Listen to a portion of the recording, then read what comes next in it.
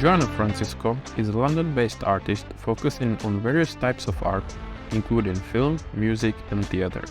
Being born in Portugal, Joana was interested in art from a very young age and represented her school in competitions as a performer and a singer.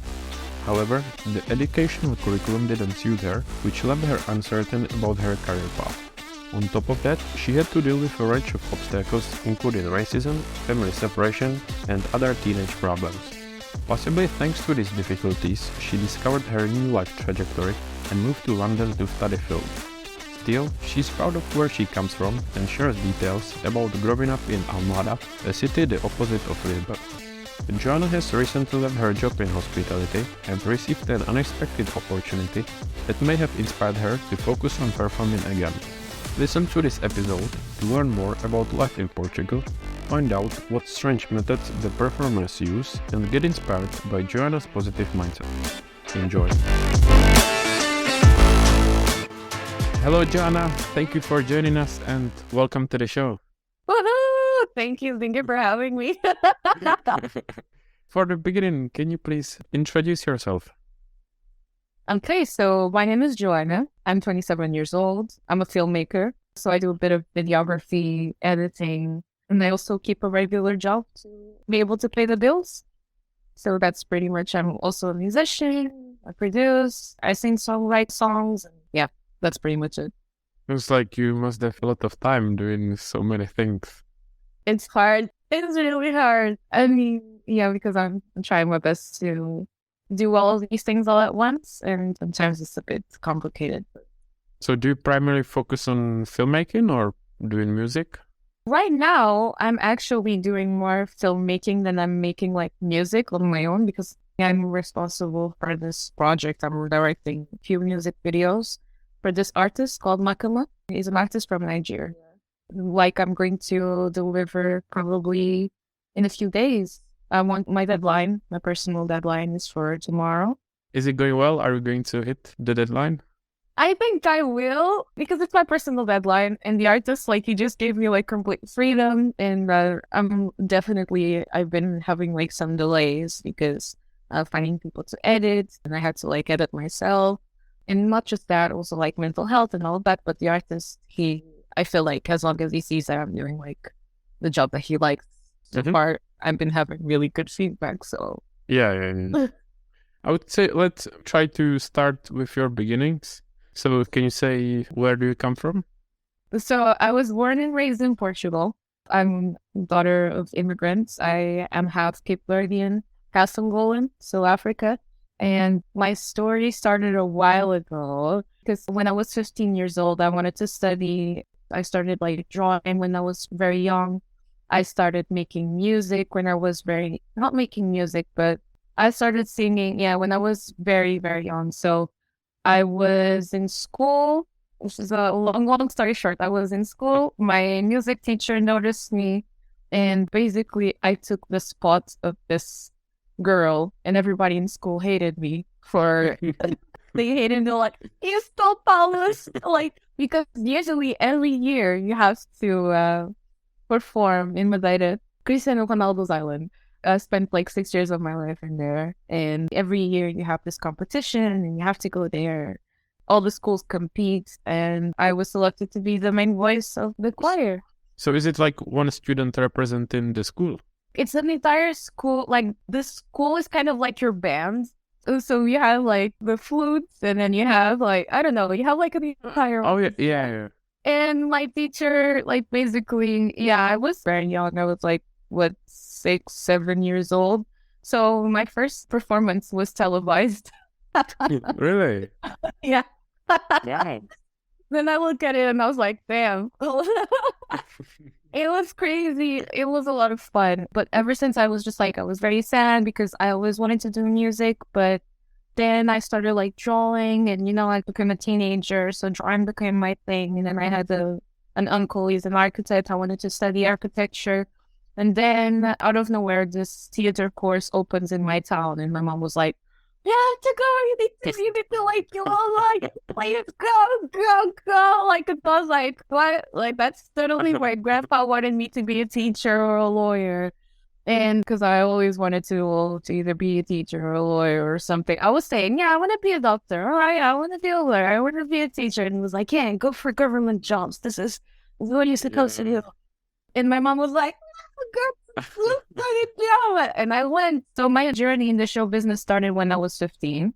I started studying drama when I was 14 and 15. I did my internship at the theater Joaquim, which is in Almada, and I was doing my internship since I did all kinds of stuff because after the internship I stayed there. I was working here and there, delivering flyers, calling people, like 800 people in like 4 days, painting scenarios, cleaning like a 12-meter window with no armed security, and getting like €2 per hour. €2 and a half. Yeah. I have crazy stories. And then I took a gap year when I finished high school. I finished when I was 17 years old. Took a gap year, was very depressed. I stayed in bed, put on weight. I didn't know what I wanted to do.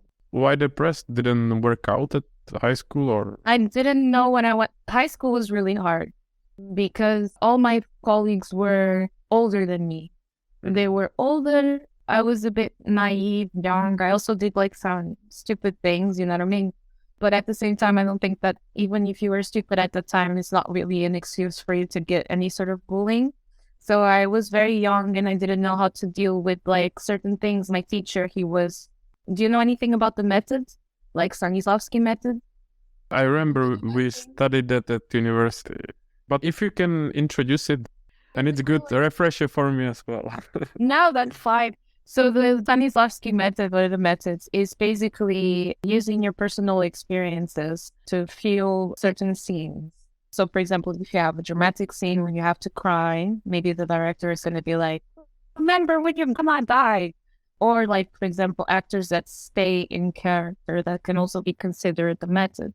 The thing is that that's not really healthy for anyone or even for you around you. It might work for you, but it's not in the long term. You have like several cases of actors that actually go crazy because if you don't have a really strong sense of self cultivated, you really get lost in all of that. So what happened to me is that I had a teacher that, in not just one, that used that method, and we only had like a therapist that would come and visit once every 2 months for an entire class, and it was like 45 minutes where she was asking, so like, what color are you? And you'd say brown. That says a lot about your personality. Like, that's no help. So that fucked us up. Like, in the end of the year, only 3 friends of mine, 4, I would say, and we were a class of 20. Only 4 people tried to go to study at the conservatory, to go to university. And the rest of us, only 1 or 2 managed to get in, I'm not sure. But the rest of us, we just decided to take a gap year because it was really hard. It was 3 years of emotional scarring, and yeah, it was hell. Does it work this way, like normally in other courses as well? Or was it just because of your teacher that he liked this method or something? Well, what I know, my teacher, he wasn't really qualified to give us classes. I like my voice teacher and my movement teacher, they had more studies than he did. And there was like other teachers as well that were like more qualified than he was. So it was definitely also a character thing. He definitely taught me a lot of things, for sure. But now when I talk with my colleagues from my course and all of that, there's a lot of damage that people are only overcoming now because of the way that he taught. Still after years. Yeah. So I guess that is something you wouldn't recommend to start in actors or performers. Not so method, no. I feel now, like I'm the type of person that right now, because I also had like many years of understanding things. These things don't touch me anymore. Like I don't feel really sad about them anymore. They allowed me to understand more of myself. I was exposed to like weird situations when I was younger and also working on the theater. So I've been exposed to all kinds of interesting personalities and situations. Do you want to share something? Man, oh my God. Like drugs, for example. We had this guy, I mean, drugs in terms of like, there's to be exposed to a world where grown-ups are a bit, because they were also exposed to that method acting in some sort of way. So At the time, the guy, Joaquin Vito, I got to meet him. He was absolutely insane. Like, there was this like actress, she was peeling a potato, and he wanted her to peel the potato on time. So at the time that she finishes saying the line, it's the last peel, and he wanted her to peel like nonstop. So I don't know what to say, but I was just gonna say, why? Why would you peel potato during that? I think I don't even remember the thing, but the character, she was a mother. She's just like preparing the dinner, and she's trying to peel the potato without the thing going. And the moment that she finishes saying the line, the peel needs to fall directly when she finishes saying the line, which is an entire monologue. So she has to time when it's a lot. So for a first rehearsal, imagine the lady, obviously, she's like, whatever, like, I don't understand what you want, and it's a bit hard, and she needs practice. This guy was like, you mother beep. Yeah, that is a lie. You're incompetent woman. What type of mother are you? You're like, when I tell you, he started calling her all names in the book. He was saying that she was a trash mother. What type of mother is she that she can't even peel a potato? It was really, really, really, really bad. That sounds crazy. I don't really know what to think about it, to be honest. It's crazy because nowadays directors are not really like that anymore. But like, for example, people like Hitchcock used to say that actresses are like cattle. So they're like cows, you know, they'll always find one more. I don't know, just because there's an hierarchy doesn't mean that you need to treat other people like badly. And I feel like these people back in the day, they thought that the only way to extract real feelings were through personal emotions. And luckily, I had other teachers that taught me other methods, such as, oh, wait, maybe if I focus on what my body does when I cry, for example, your diaphragm starts to like, your body's closing up. So I'm already creating like some sort of a really deep sense of compassion towards like your character. When you really feel like what your character is supposed to feel, that's when the emotion counts, because you are in that situation. It's not you anymore, it's the character. Yeah, so much kind of healthier way how to perform. Yeah, that sounds, very strange. I heard about the method, but I didn't know that it can have such consequences or be like this. It sounds crazy, especially when you are young. And especially when you're young. That's why you have like a lot of child actors that are not definitely okay like now, because they had to go through these things. It's also just like people that are a bit like, they're sadists in some sort of way. They're just like, people think that for you to make beautiful art, you need to suffer. There's so many emotions out there. Suffering is not just the only emotion that you can grab onto to make people feel something. It's just because suffering is so common. People will just like always be relate to someone's pain, or sometimes not. Nowadays, I don't feel like people are very compassionate towards each other. Not nowadays. People are getting more compassionate now. Sorry, I want to rectify that. It's just the internet makes it seem that we are apart from each other, and I don't think that's the case. I feel like we are actually talking about things more and more so. And did you back then want to become actress? Yeah, I wanted to become a performer and some sort of, I always wanted to act. I've always, before that, I was in acting classes. I did dance classes as well. Before that, my career was mostly, before that, it was like sports. I did a lot of sports. Like my stepfather was a football player. There's a lot of things. There's a lot of things here. So I always wanted to do a little bit of everything. I always liked a little bit of everything. And I feel like Tia encapsulated everything that I liked. Yes. So when the change came, when you decided to go for filmmaking instead of continuing with performing? Depression made me do it. Depression. Was it after a gap year? Yeah, so it was during the gap year. I did a play with my friends. So we went to schools and we performed this play for kids. It was really cool. Like, it was inspired in the Grinch. We built a house and we had like... Oh, Grinch, the Christmas one. Yeah, it's great. I like it. So we were inspired in that. We built like a house, and in that house, for example, we had this thing, this white panel, as if it was like, you know, Chinese shadows? The ones that you do with like the paper and light? Probably not. It's kind of like, yeah, it's fine. We had like a whole scenario, and then you open the scenario and we had like sock puppets, and then the kids were like, wow, it was so cool. Other than that, so after that, I was just like, I didn't know what I wanted to do because at that time I felt completely out of love for theater. Like I didn't have the confidence. I didn't think I was an actress. Teachers kept on saying, just because you have an acting course doesn't mean that you're an actor. It sounds like a motivation. I mean, at the time, honestly, I also kind of agree. But at the same time, after all the things that we had to go through, damn, I was so discouraged. And also after, like, seeing that it's really hard if you don't have connections. And there wasn't a lot of, like, roles for girls like me, like girls in Portugal. I didn't see, at the time, when I tell you there was no Black people in roles in Portugal, I'm not even joking. Like, Is it better now or is it different now? it is better now because of the whole like movement. Also the fact that like African music is more popular. Of course, that the new generation were like, this is cool, let me listen to this. And I feel like people are also trying to mimic what society looks like. For example, Brazil has like 54% of the population of Brazil is Black. But when you open the TV and you look at the telenovelas or the soap operas in Brazil, it's only stories about like a certain type of people. It's just like you only see white people, and that doesn't represent the population of Brazil, and the majority is Black. So I feel like nowadays we are getting better, Out of curiosity, when you were growing up, how many people were there Afro-Americans, or what was like the ratio, just to get an idea? It's a different thing for me because in my town, I grew up like in a white neighborhood.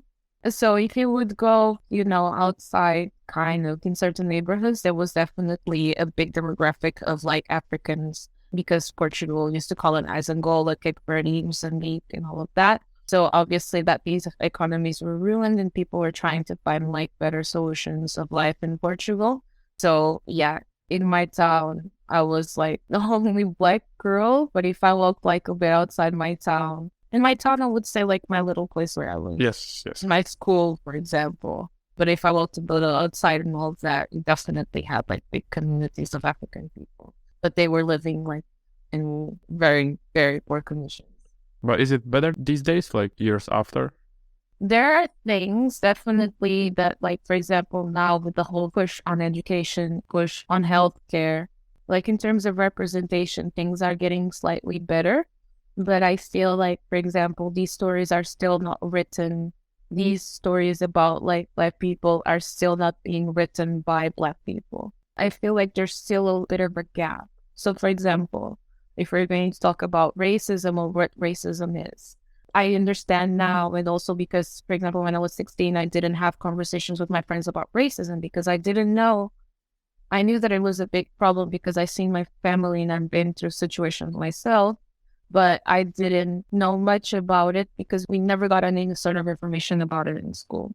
All of this to say that nowadays, I don't think that people know really much about what racism looks like. I think that people think that being racist is, you can't sit here. Yes, that's also racism. Like, oh, you can't sit here. You Black, go back to your town. But people like don't really associate, for example, like, you get into a place and like a person slightly grabs their bag or Like these little things. Having a conversation. It's about the little things. It's about the big things, definitely, but it's definitely about the macro things. When I went to in Portugal, I had a teacher. I was talking. No, she wouldn't let us talk. Like a part of this was very crazy, actually. She would teach to one side of the room and we were on the other side of the room. She wouldn't even talk to us. And then there was a moment that I got up because I was fed up and I said what I had to say in terms of like what she was asking because she would look at us and she would never let us like respond. And I thought that was really weird. And in the moment that I said something, she said, "Oh, you're actually smart." And I was like, "What do you mean? What do you mean? What made you think that?" When she said, "Oh, you're actually smart," like people just looked at me. And I didn't say anything because I didn't want to stop. Oh, yeah. Did other people in the room realize as well? Yeah. It was really big. The class was divided into places. We had like a whole... Imagine our class, you remember? Yes. So you have students on the left and you have students on the right. For her, that was the right and we were from the left. She had this thing in Portugal, and here is completely illegal, but she had this thing where if you wanted to get your grades, you would have to fill up a form, put a picture of yourself in there, and put your address. I've noticed that the people that were on my side were either Black from my town or gay, meaning my town is known for being a lefty, is known for being from the left. Like it's mostly associated to like communism and blah, blah, blah, blah. Regardless of your political opinions, you are an educator and you should always cater to your students. I don't think I've never seen anyone being like left or right or in the class. And because at that time we were even like a bit younger to even like, I don't know. To me, left or right at the time, it was the same. Now I have different opinions, but that's another story.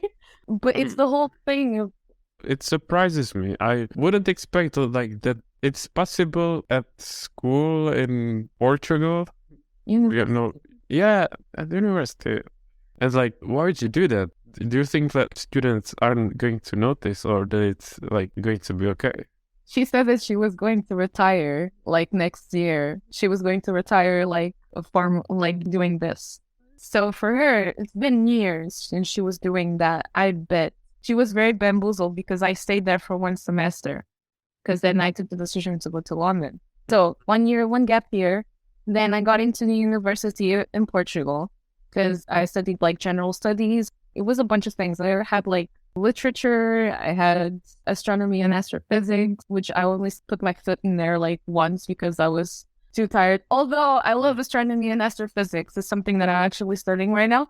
But at the same time, that sounds interesting. it's a different thing. Not studying actively. I'm studying in terms of like, I don't know, like theories and just like, or studying biology. I like to study, but I'm not a really good person on like. Yeah, I understand. But I wonder that no one said anything to the principal of the university or the person on top that this is happening, and they kept it like that. I feel like maybe some people might have done that, but they don't really care. Like, I don't know how it is now, but the relationship that we have student-teacher in Portugal is very formal. For example, we would be messaging, emailing, and they would be like just responding and they would be like, oh, I understand. Oh, you're going through like a rough moment? Yeah, let me help you out. Blah, blah. Okay, I can give you this deadline.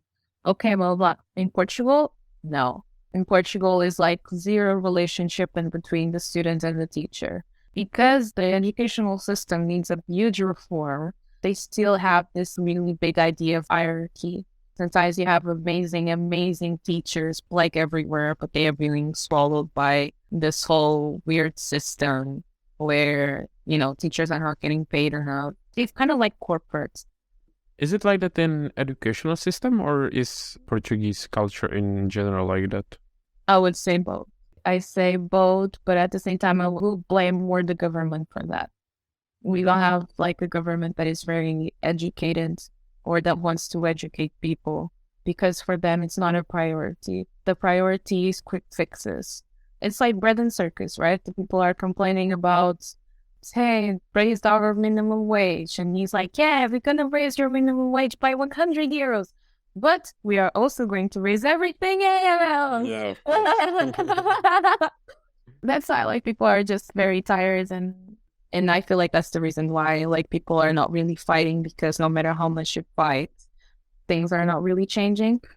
So people are just tired and they don't have any time, because if you stop to actually fight for something at the moment, you would have to put other things behind, and you don't have time for that. You have to be, if you are a student and if you work at the same time, then the reality of most Portuguese students. That's interesting. I didn't know. I feel like there are plenty of Portuguese students in London in general, or at the university where we used to go. So For a reason.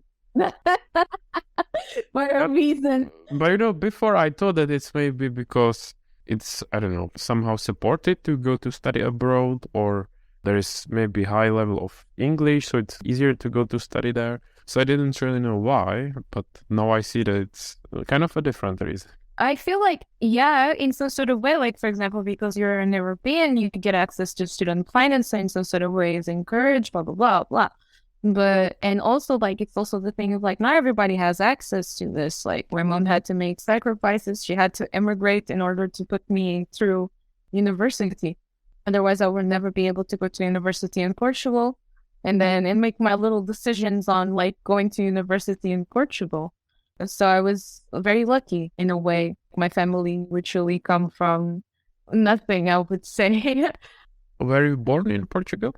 Yeah, I was born in Portugal, and my grandparents' house is a very modest house until today. And are the universities for free in Portugal, or do you have to pay for it? Universities in Portugal, you have to pay, but get this. Minimum wage in Portugal now is 700 euros, 715. Before it was 600, maybe 600 still. I'm not sure, but maybe 700 with all these. University for a year, like comparing to Europe, the rest of Europe might look cheap, but for a Portuguese person isn't. So it is 1,000 euros, 1,000 something per year, which is cheap.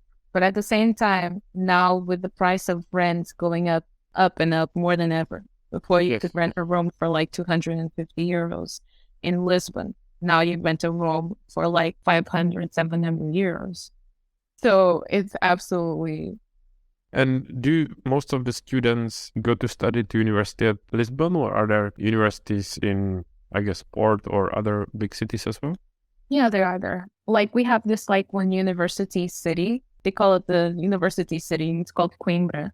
And there's like message like people usually, it's the city of students. So people usually like go there to study, or Lisbon, Porto. Is it something like Oxford or Cambridge in the UK? Kind of. It would be the equivalent. It's old as fuck. It's old. There's like, I guess full of young people, right? yeah, Students. yeah. And which one did you go to again? I went to Lisbon. So I'm from Lisbon, but not really from Lisbon. Close. I'm from the other side of the river, which means I'm from this town called Almada. Yeah, it's the part with the Jesus, right? Yeah, there you go. That's right. I wanted to go to look at it, but I didn't have time because it looks beautiful. You can live the other side as well. Like, because I'm from the beach side, so we have the best beaches, not Lisbon. And what is like the other part? Because when I was there, I wanted to go there, but I didn't have time for some reason. And I said to stay only kind of the main part or the bigger part. But I wanted to go there. I promise. I don't know why, but Now, still, when you come to Portugal, you need to like, okay, so what's up? Right? You need to let us know, like, but come to Portugal, definitely. You'll have the best view of Lisbon when you cross the river. In what way, or what is so good about it, or what is different than the other part? Oh, okay, so. Just a quick one. If you enjoy our podcast, please give us a review on your favorite podcast app, subscribe, or share it with your friends. For more information, visit the show notes. Thank you, and back to the show.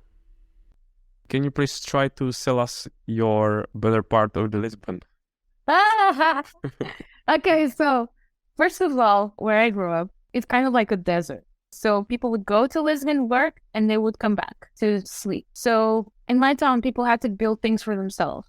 That's why, like, nowadays, they are trying to, like, organize streets and blah, blah, and it's super hard because people just bought land and they just started, like, doing their own thing. And because we have basically nothing other than, places to go and camp with your friends or beach, my town, we had to build things ourselves. And that's why, like, massive groups of music come from my town, for example. A lot of well-known actors come from my town, like, because you had nothing, so people were just getting together and just, like, making something out of the little that they had. Mm-hmm. And plus, we were, like, very poor in my town. So that's why, like, we are the best town because we have the best view of Lisbon, best food, best beaches. We have places with, like, nature, like, we would just, like, go and grab a bunch of friends and just, like, camp out or just, like, walk to the beach. I don't know. Like, I had fun. It was the perfect equilibrium of living in a city and at the same time living in...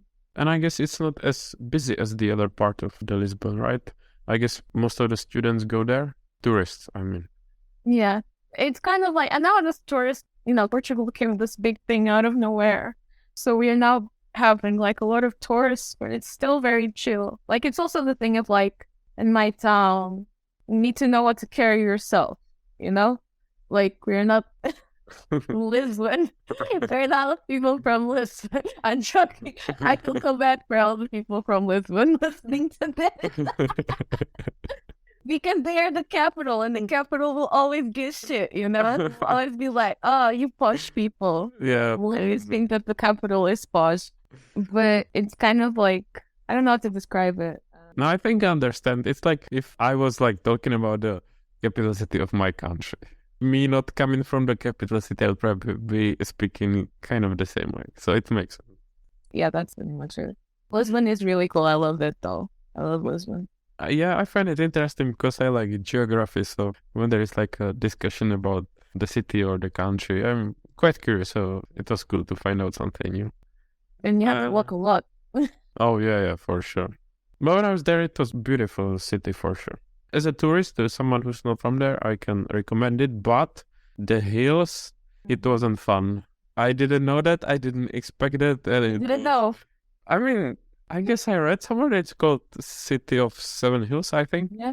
But I didn't expect it because, I found online that there are some beautiful views. It's like, yeah, I need to go there. Views are beautiful. But it's very... I put cost. Oh, yeah. Because it's the whole thing. I feel like in Portugal, everything is hard. Like, everything. If you want something, you need to walk for it. If you want to, like, transports are hard. Everything is hard.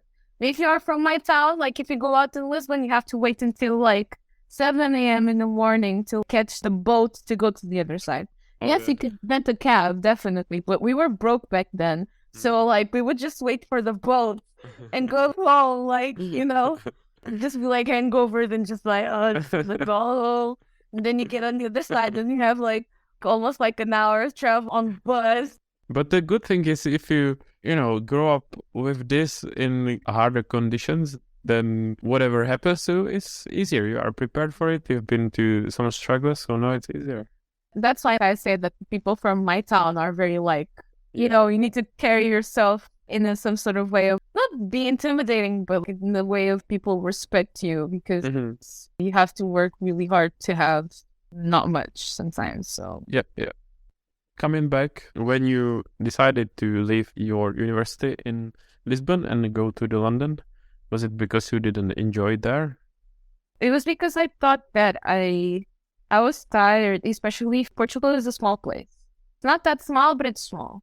I feel like it happens to, maybe the same thing happened to you, right? You're searching for more knowledge. You want to learn more things. You want to know more of yourself. I got to a moment where I was tired. Years before, and my mom was like, oh, we should immigrate, blah, blah, blah, because the money situation wasn't really good. My mom, she's a single mom. I have my grandparents in Portugal. I have my young sister. So things weren't okay at all. There was a moment in our lives where we had no money, and if it wasn't for our grandparents lending us 10 years here, or like, we would have absolutely nothing. And so my mom would be like, oh, we should immigrate. And I was like, I will never leave Portugal, never. 2 years later. And when your mom was saying to immigrate, did she have any particular country in mind? I feel like the people would definitely go more for like Switzerland. Like she already knew how to speak French. So she's in Switzerland now. My sister is in Switzerland, but she's tired of Switzerland, so she's thinking about coming here. I mean, Switzerland sounds amazing. I wouldn't mind. Boring. It's beautiful for like boring as hell. It's beautiful if you want to like travel, and if you want a moment of solitude in your life, looking at the view, beautiful view, eat beautiful foods. But other than that, everything costs very soon, very early. Everything is really expensive. Money. Like it's all about money. So one thing that I've noticed, my sister is struggling a lot. Her and her friends are struggling with, school. School is very demanding, in a way that it's not anywhere. I don't think that school is that hard. Like high expectations from the students. It's really hard. I was just going to say, if they actually moved there to Switzerland, your family. My mom, she did first, and I stayed in Portugal. I was taking care of my sister, 2 cats, a house. Cats are important. It was hell, because I was 18 at the time. Mind you, that like she didn't really leave me alone. Like my grandparents lived 15 minutes away from me. So I was still in charge of like taking care of my sister. She was in school, and I was doing university, so I really couldn't focus on university. I noticed that it wasn't the thing for me. Like, it was a lot. My sister, like, taking care of her, although she's the easiest child to take care of. All children need some sort of support. And at the time, I was also still dealing with all this drama course. And not just that, also like things in my private life, all of that. So it was a bit much. Now that I look at it, I was like, what the my mom was like, I was telling my mom, no, mom, go, I'll take care of everything, don't worry, la, la, la. And yeah, that's how it happened. A year later, I came to London and usually went to Switzerland. And why did you choose London specifically? So, when I was depressed on my gap year, I started watching a lot of movies. But like, I feel so bad because I've watched so many movies, a lot of independent indie movies, you know what I mean? And I forgot to put a note on like, oh, I've watched this, I watched that. Because I watched a lot of interesting things back then. And then I was just like, how do you do that? How do you do this? And before that, I used to edit videos on Windows Movie Maker. I used to edit, like I started editing films. It was way before Premiere Pro. Oh my God.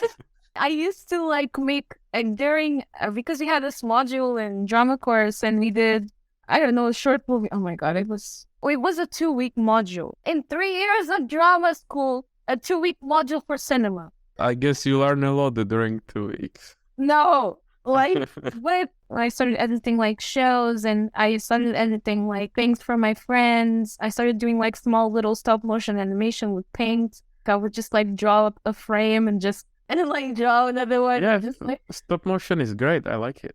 Yeah, so I started doing it, but I didn't know what I was doing. I was just like, that's cool. So that's how I started. And I started doing like the little videos, happy birthday videos. And one of those videos was actually one of the videos that I used to get into London, into film school. Oh, like for the application? Yeah, it ended up being one of them because I showed it to people. They were like, oh, that's like heartfelt. That's really cool. Now if I look at it, I'll be like, oh God, what am I doing? No, but it's good and it was at least helpful for that. Oh, yeah. It just like made me question, how do you do this? How do you do that? So I already had that seed planted on way earlier on. Then I forgot about that. I never thought that a film career would be possible. For me, cameramen never existed. These are invisible people that films just shoot by themselves. Like, I never thought about the whole process of like doing something. I started like making all of these questions and I started searching like, how do you do this? How do you do that? And then I was talking to a friend of mine. At this time, I was already at uni. I was like super fed up. I was missing a lot of classes. I was just like not interested. And then I had this teacher and other teachers that were like just weird and very, very weird, like really weird people. And we were at McDonald's and we were talking. And I was like, oh, I'm really interested in like, I really like movies. And he was just like, oh, there's a film course in my university. And I was like, huh? And I was like, yeah, my friend is there. I was just like, oh, that's really cool. Like, was it actually from Middlesex? Yeah. Yeah. And I was like, that's really cool. Like, what do you mean? Like, that's so cool. And then in that moment, I called my mom. Literally in that moment, I made my decision in 15 minutes. I called my mom. I was like, Mom, I'm going to London. And it's just like, I need to, like, what, this is not a decision that you can make like this. Like, what do you mean? Like, yeah. No, let's talk about this. And I'm like, Mom, I am going to London. I made my decision. I don't know how, but I will. And I'm like, I'm going to be working and I'm going to be a student and I'm going to be working at the same time. It's going to be so easy. It's going to be amazing. And have you been to London before? No, I was afraid of living in London. You know, all those stories, like there was this like urban legend of this guy that was like in a bus and he was carrying a head of a person like on a bag. It was something that people used to say. I thought, yeah, they were like, oh yeah, London is crazy. There's a lot of psychopaths. There's a lot of people killing each other. And I was like, I will never live in London. Like I can live any place in the world, but I will never live in London. I've never heard that, to be honest. Yeah. What? Sounds scary, don't get me wrong. It was this story. Yeah, it was scary. And then you all think about like Jack the Ripper and all that. Yeah. I was like, what the hell? Like London is crazy. People are crazy. But if you consider how big it is, how many people there are, I feel like everything is possible. 8 million people? 100%. Yeah. So you made your mind and you stick to the decision? I was telling people that I got into the university in London before knowing that I got into the university in London. Wow. Were you so confident? I was just fed up. I was fed up. There was something inside of me I feel like I already know. I was just like, no, I'm fed up with this. I'm tired. I don't want to be here. I was just like, I was tired of everything. I would go out, like people would be talking. I'll be like, explain I'm tired. People are only talking. Not all people, definitely. Wrong to say 100%. There's also plenty of interesting people in Portugal, obviously. But like I said, all of these people that have a lot of capacity and talents, and not just that, they're being squished onto, they're not, people are not really posting their talents. People are not really like betting on them. And also we have no money, no time for all of these things. So it's kind of like, it's very tiring. I would say that most people in Portugal, like, Portugal is so rich in culture, is so rich in art. There's a mess, like, the amount of talented artists that there is in Portugal is insane. It really is insane. Some kind of art specifically or art in general? Everything. Talking about painting, I'm talking about cinema, I'm talking about music, I'm talking about like music production. Like there's this thing that happened in Portugal, which was like, culture is a big way of educating people. And I grew up going to a lot of theater, and I grew up reading a lot of plays. And the moment that I felt more educated was when I was studying theater, because I went to a lot of plays, and that is definitely education. There was a moment that the budget, so that they do every year, they only give 1% for culture. 1% of the budget for culture. I do understand. First things first, you need to prioritize health. Then you have to prioritize, education. Then you have to prioritize blah, blah, blah. I understand all of that. But 1% for culture, that damages state of your country. It doesn't allow you to have a public that is highly educated. 1% for culture is insane. Less than 1% for culture.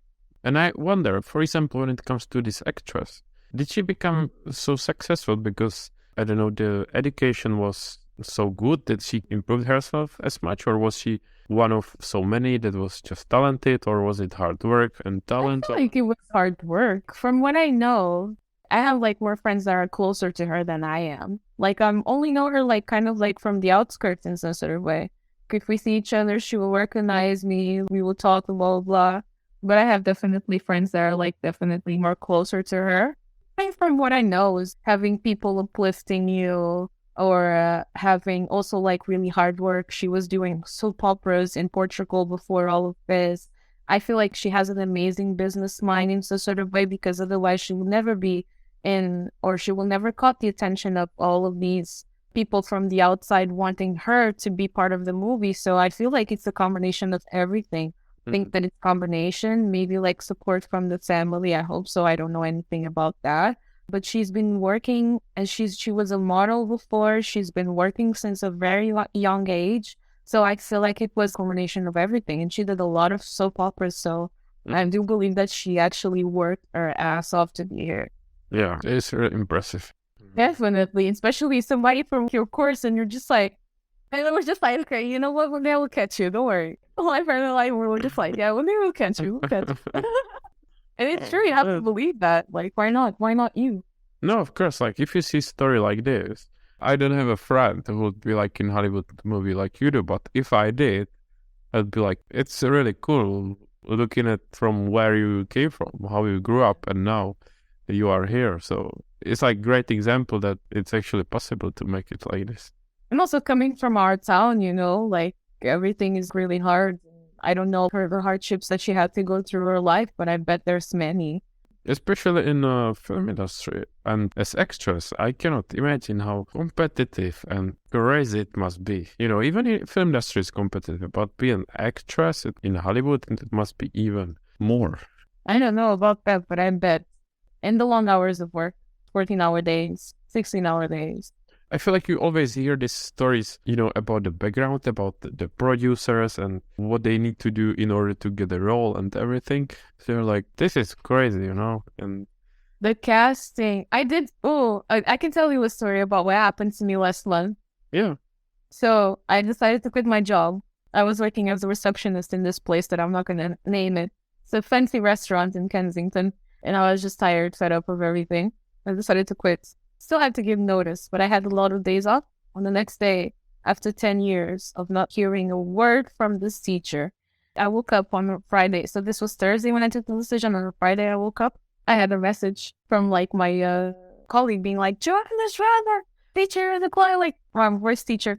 She wants to talk with you, blah, blah, blah. Like she has a casting, contact her immediately. And I was just like, okay, cool. I called her.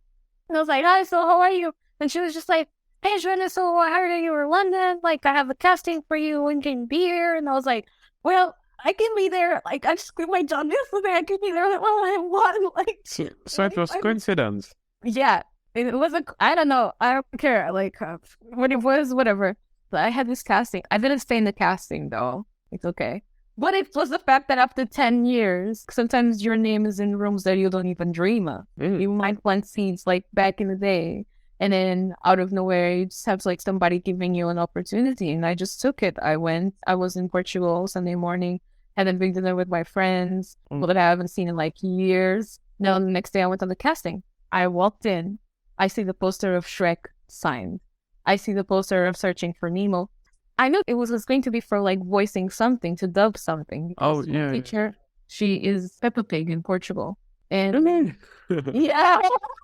And then back in the day, I did like, she took us on the class and I did a little voicing for like one of the characters of Peppa Pig. It was like to be a teacher and blah, blah, blah. I don't know if that was the reason why it stayed, but I also sang and blah, blah, blah. I also did like other parts. So maybe she reminded of me, and I was just like very honored that she thought about me. So I got into the booth, into the studio. I look at the screen.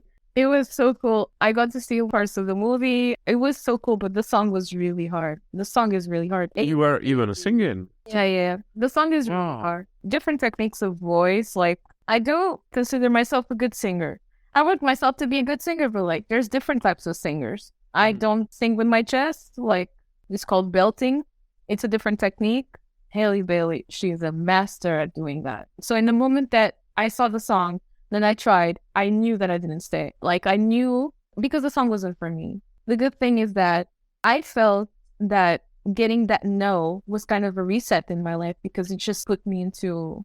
I was going to say that it's, like a new motivation or spark the interest or some kind of sign that you should maybe pursue it, that you should go for it and change your career. It was insane. It means something. It's not like a little role. It cannot be coincidence. I don't know. I think you should go for it.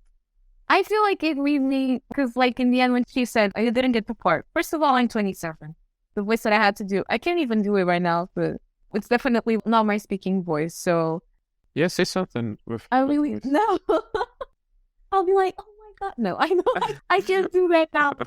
It was so cool. But then she said, hey, so you didn't get the casting. And I was like, okay. And then she said, but there will be other opportunities. So are you here in Portugal, like in London? And I was like, just call me, I will be there. Portugal or in London, and I will. Even though it didn't work out, they can still call you again. Yeah, at least they know what I'm capable of.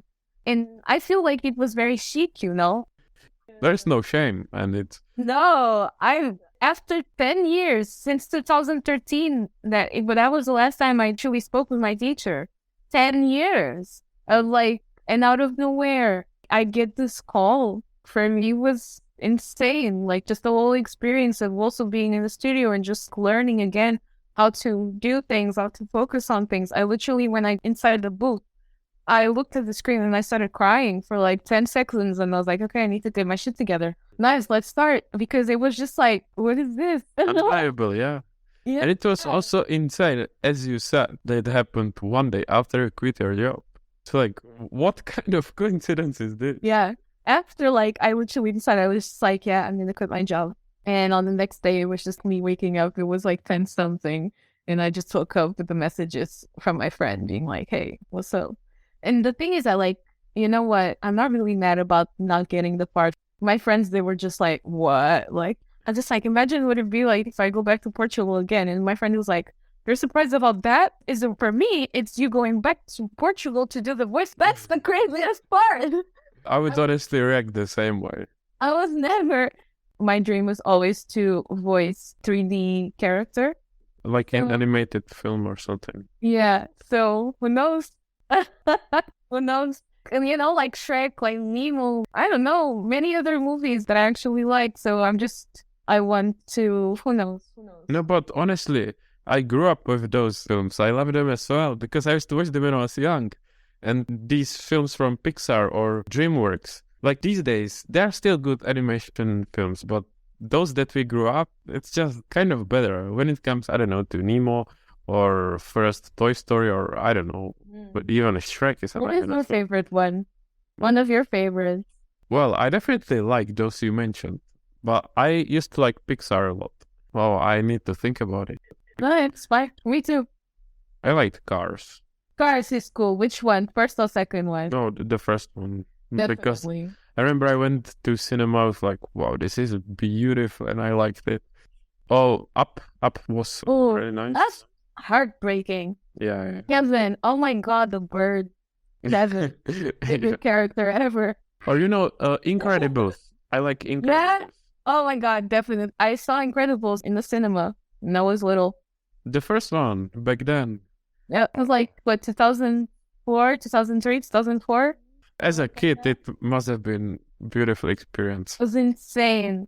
It was insane. I wanted a house like they had, like, until today. But now, like, No, I agree. Incredibles. It's been so many years. As you said, how many? Almost not 20, but more than 15. And it's still such an amazing film. Sometimes I revisit movies like that, like every year, kind of. Shrek for me is the translation, the way they translated it in Portugal is unbelievable. It's like, honestly, wow. Yeah. Because it's with accents. Shrek has a little bit of an accent, not a little. And there's interesting expressions. For example, we say the far, far away land. We say bue longe. Bue means slang for like far, far. So it's like the way that they introduced slang into Shrek was the thing that people were just like, wow, what is this?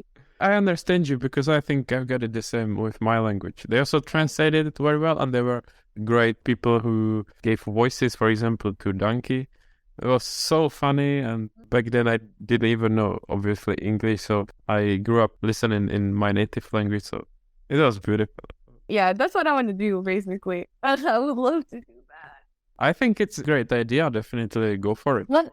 Madagascar? Oh my god. Oh, Madagascar. I've watched that movie so many times. Like the first one, so many times. Yeah, that's great, I agree. I would just suggest to finish this as the first part, and we can agree on some other time and continue and do second part, because there is a lot to discuss. Nice, thank you. I just talk a lot. Thank you, Joanna. Thank you for joining us today, and I'll be looking forward to part 2. Oh, thank you for inviting me. Thank you for listening to Produced By. Subscribe to our podcast on your favorite podcast app, leave a review, or send us your feedback. For more information about the host, links from the episode, and ways to connect with us, visit the show notes. If you know someone who would be an ideal guest for our podcast, please get in touch. Thank you, and see you soon.